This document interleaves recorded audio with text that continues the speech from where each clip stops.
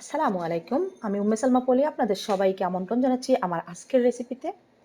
ময়দা দিয়ে ডো বানানোর ঝামেলা ছাড়াই যদি খাওয়া যায় এমন রেসিপি তাহলে তো কোনো কথাই নেই। তাও চুলায় বানিয়ে খুব অল্প সময়ের মধ্যেই আপনারা তৈরি করে ফেলতে পারবেন। আজকের পিজাটা দেখতেই পাচ্ছেন চুলায় বানানো।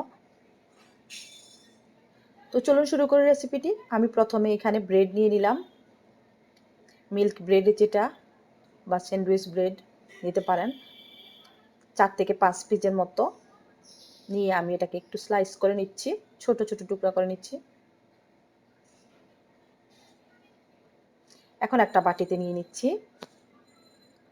দিয়ে দিচ্ছি 2টা ডিম, আর দিয়ে এখানে 2টা ডিম দেওয়ার পর লিকুইড দুধ নিয়ে নিচ্ছি 1 কাপ পরিমাণ।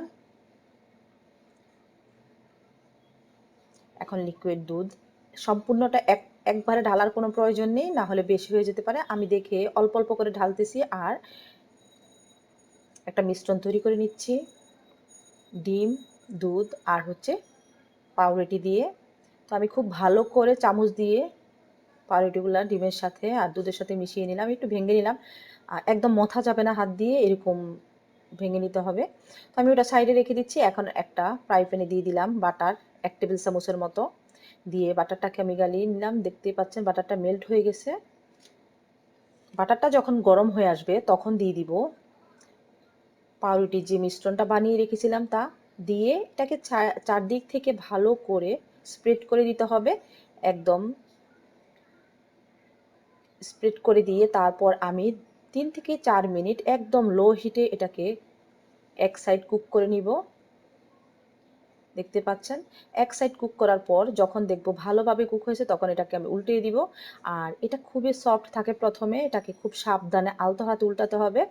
উল্টিয়ে আমি এখন চুলাটা বন্ধ করে দিলাম। চুলাটা বন্ধ করে তারপর এখন দিয়ে দিচ্ছি টমেটো সস, আর টমেটো সসটা স্প্রেড করে দিলাম। আর উপর থেকে দিয়ে দিচ্ছি কিছু ক্যাপসিকাম,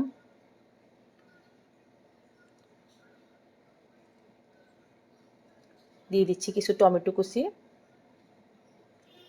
দিয়ে দিচ্ছি কিছু কাঁচামরিচ কুচি।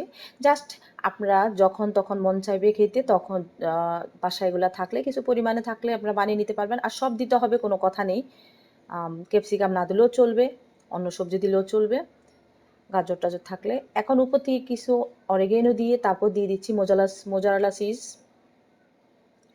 বা স্লাইড চিজ থাকলেও দিতে পারেন। দিয়ে দিচ্ছি কিছু ব্ল্যাক অলিভ, এই ব্ল্যাক অলিভ না দিলেও চলবে, মোজারেলা চিজ দিলেও হবে।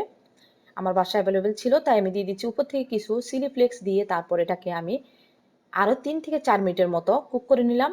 দেখতে পাচ্ছেন 3 থেকে 4 মিনিট পর পিজাটাও নিচ থেকে কুক হয়ে গেছে, ইভেন চিজটাও মেল্ট হয়ে গেছে। আমি গরম গরম কেটে সার্ভ করে দিচ্ছি। দেখতে পাচ্ছেন পিজাটা। তো কেমন লাগলো আপনাদের কাছে আমার আজকে ব্রেড পিজা? বুঝেই যাচ্ছে না যে আমি ব্রেড দিয়ে পিজা বানিয়েছি, না না লেগেছে ডো, ময়দা দিয়ে কোনো ঝামেলা নেই। তো আর আজকের রেসিপিটি যদি ভালো লেগে থাকে তাহলে অবশ্যই আপনাদের কাছে অনুরোধ থাকলো রেসিপিটি শেয়ার করার। সবাই অনেক বেশি ভালো থাকবেন, সুস্থ থাকবেন। আসসালামু আলাইকুম, আল্লাহ হাফেজ।